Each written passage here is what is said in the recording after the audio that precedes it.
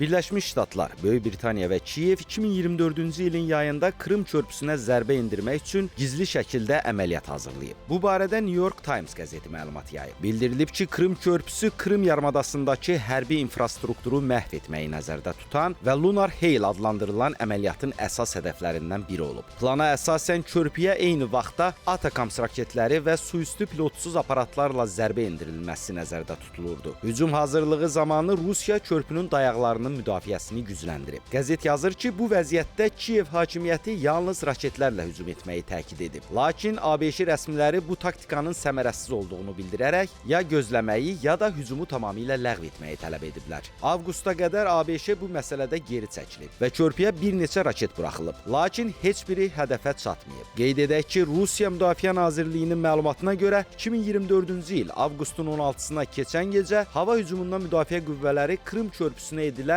hücumu dəf edib. Ukrayna körpüyə 12 Atacams taktiki raketi ilə hücum edib. Lakin onların hamısı məhv edilib.